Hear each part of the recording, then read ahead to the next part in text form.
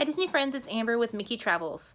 Welcome back to our Know Before You Go series, where I'm going to go over some things that are essential to know before you arrive at Walt Disney World. This is going to be things that are in the fine print or that may not be just as knowledgeable for everyone, as these are the things that are kind of looked over when planning a Disney World vacation. Today I want to talk about the DAS card, which is the Disability Access Service card. This is going to allow those of you who have someone with a disability in your family to be able to enjoy the vacation as much as everyone else would. So let me go over exactly what it is and give you some advice. Stay tuned.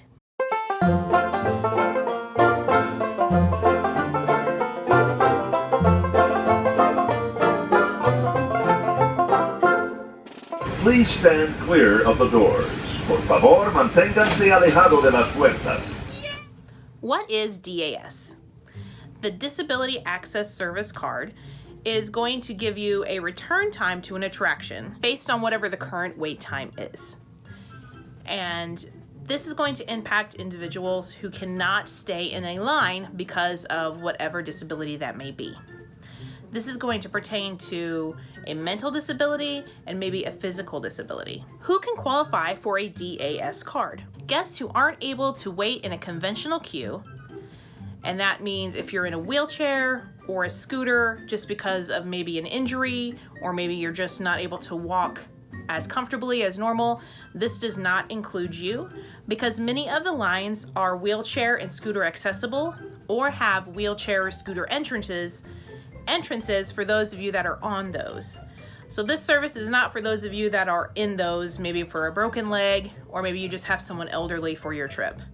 This service is more for people that can't be in the line because of some mental or physical capability. For example, I have lots of guests who may have special needs children who cannot stay in a line for multiple hours. So this service is specifically geared toward them or even adults who have similar circumstances. So again, if you're in a wheelchair or a scooter, this doesn't necessarily apply to you. A cast member will either point you into the separate entrance for that, or you will be able to wait in line with your scooter or wheelchair because they have widened a lot of the lines for that. So how do you receive a DAS service card?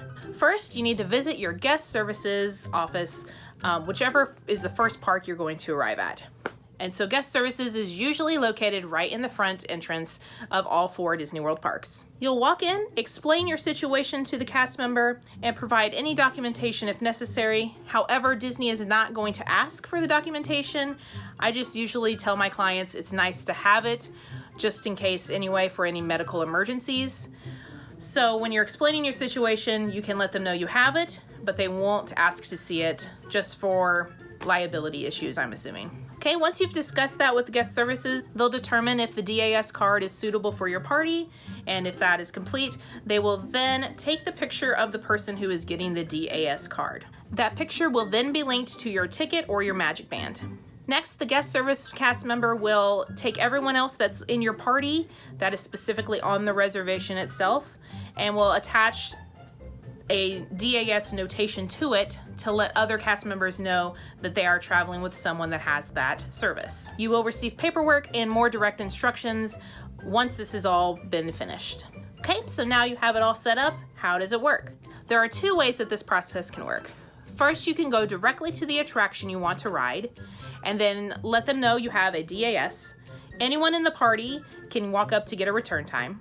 Cast member will give you that return time, and you're more than welcome to go back anytime after that time is designated. So this isn't like Fast Pass where it expires within 15 minutes. You can actually go anytime after that time, and they will let you go onto the attraction. Or if you're not near the attraction, you can find a guest services cast member and let them know which attraction you'd like a return time for. Again, you can use the pass anytime after the designated time, but you are not allowed to get a new return time unless you've used that other time. So you can't get a new one until your first one has been used. Then once that second one's used, again, you can't get a new one until that one is used, etc., etc. So you cannot have multiple DAS return times. When Fast Pass was available, this was a really great option because you could work it well with your Fast Passes and have the 3, and then the DAS work with whatever attractions you were unable to get a Fast Pass for. But now, because of the new guidelines, COVID and all that, Fast Passes are currently not being used because they're not meeting full capacity at the parks. So when Fast Passes return, This will be an excellent way to navigate around the park if you are pondering whether or not this is the right choice for those that you have that maybe need this service. Any member of the party can get a return time, but for you to actually use the pass, the person that has the DAS card has to be the one that scans in with the magic band or a card. So the kicker here is that the person with the DAS card has to ride the attraction with everyone else in the party. So if you are trying to cheat the system in a way and maybe get it for an attraction that person won't even be riding, Disney will actually not allow you to board unless that person goes through the line as well. So they are very picky about making sure people aren't cheating this system. So that's a very good positive for those of you that are interested in it. You will be turned away if you do not do it the correct way. Then upon completion of that ride, go to your next attraction and get another return time. And this works really well, and Disney does a nice job making sure they take care of you.